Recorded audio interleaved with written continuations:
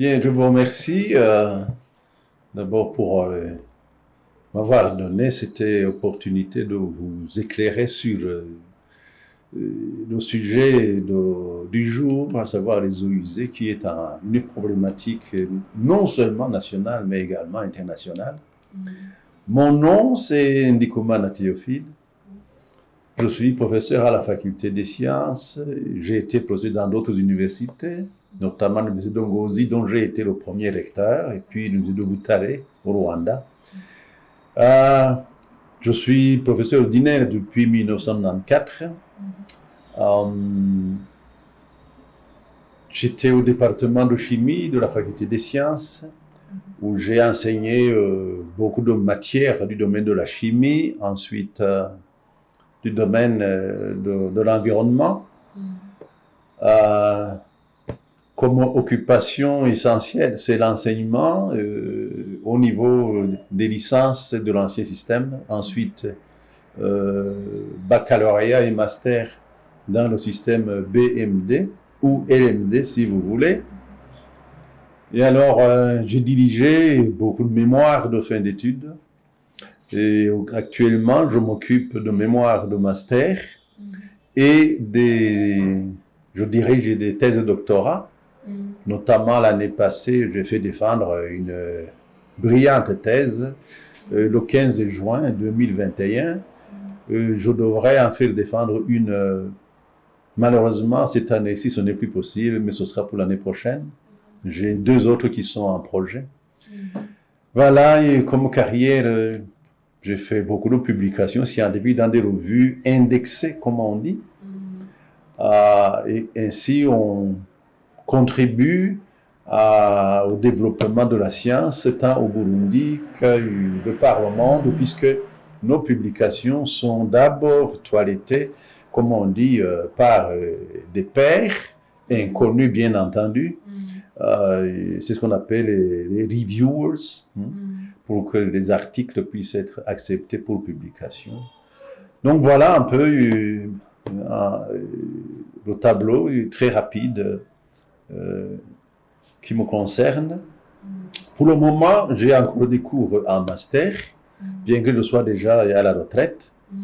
Et également, je dirige des thèses de doctorat. Voilà.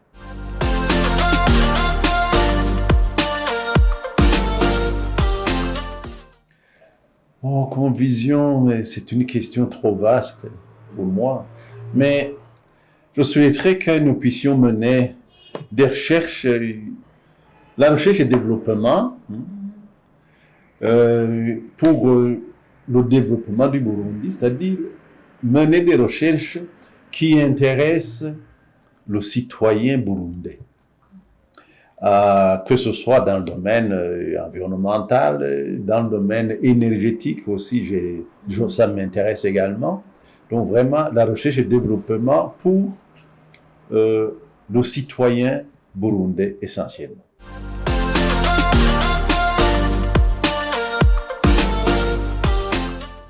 Bon, les eaux noires et eaux grises, en somme, c'est ce qu'on appelle communément les eaux usées.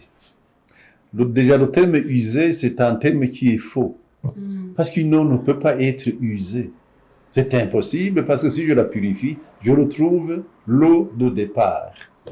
Mais le terme usé, on l'a utilisé parce qu'elle contient des choses qui sont impropres pour une vie d'un humain, par exemple.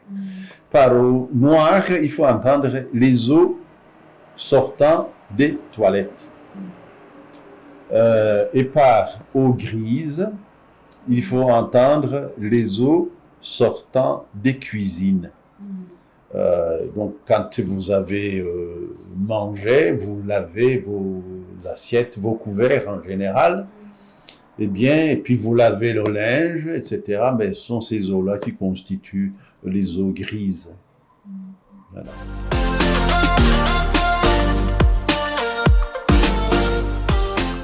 Leur méfait sur la nature, tout dépend. Si ces eaux sont envoyées dans la nature, ça va causer beaucoup de problèmes. surtout pour les eaux noires, parce qu'elles contiennent des germes pathogènes, qui, si ces germes passent par le tube digestif, vont causer de gros dégâts. Vous connaissez une bactérie qui s'appelle Escherichia coli. Quand elle est ingérée, c'est la catastrophe. Lorsque ces eaux sont envoyées, par exemple, en plein dans la nature, d'abord, ça va souiller les nappes phréatiques. Donc, les eaux que l'on va puiser au niveau des sources seront souillées. Et le cycle de la désintoxication, les maladies, les gastro-entérites sont là. Ensuite, s'ils sont envoyés, disons, dans un champ, il y aura une présence excessive de nutriments. Parce que dans ces eaux, vous avez de l'azote, vous avez du phosphore, bien sûr, il y a du carbone aussi. Et les plantes ont besoin de ces nutriments-là. Malheureusement, s'ils sont en grande quantité, cela va provoquer, disons, un apport excessif d'azote. Généralement, vous allez le constater par un foisonnement foliaire, c'est-à-dire que vous aurez des feuilles vont se développer, puis c'est très vert, vert. Voilà. Et ce n'est pas toujours une bonne chose. Bon, donc au-delà de cette surfertilisation, mais également si ça va dans les rivières, nécessairement, cette eau va être très impropre, disons, pour certains usages. Oui.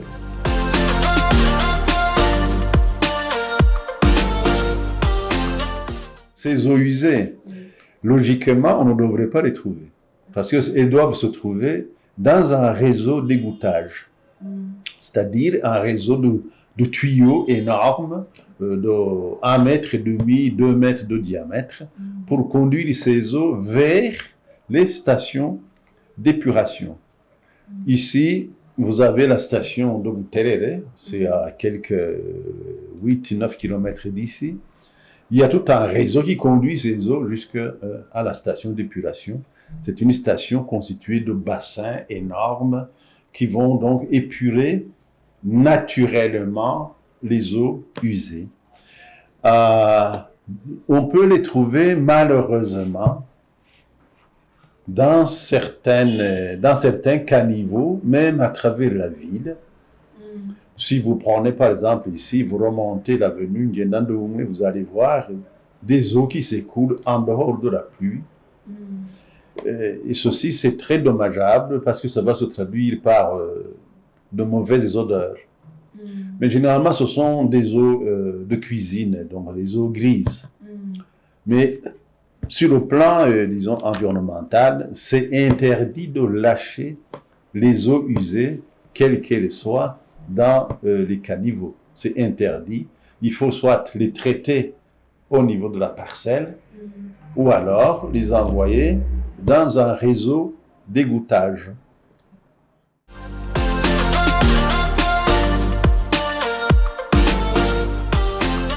Non, mais ce serait très difficile de potabiliser les eaux usées.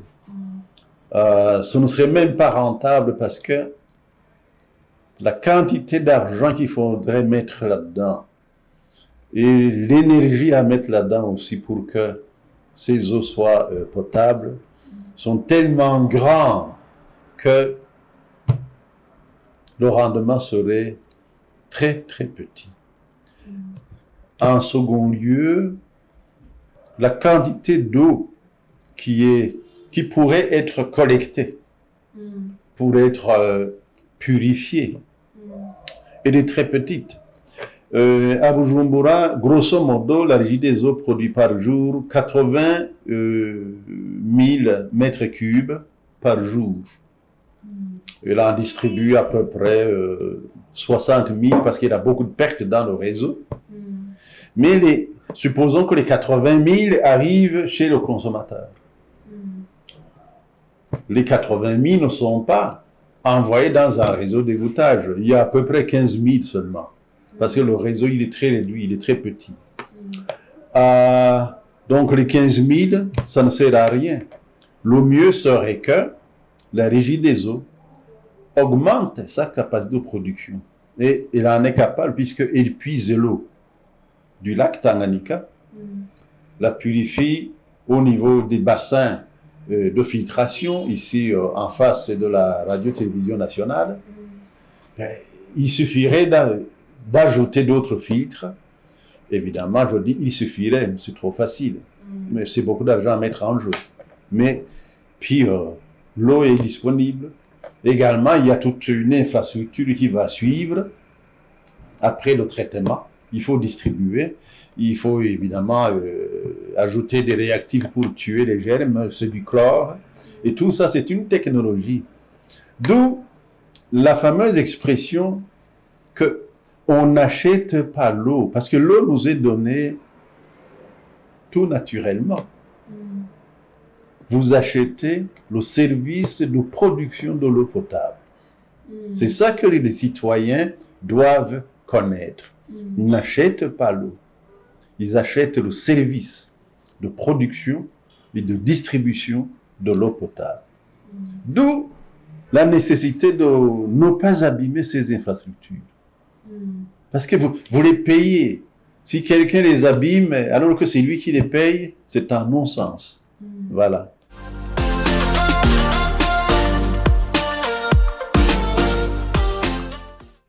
Tout d'abord, et je crois que c'est votre rôle, c'est l'éducation civique du citoyen. Ne pas lâcher les eaux dans la nature, parce que ça provoque des maladies. Vous avez déjà entendu parler de ces maladies d'origine hydrique, les diarrhées, le choléra, etc. Il ne faut pas lâcher les eaux usées dans la nature.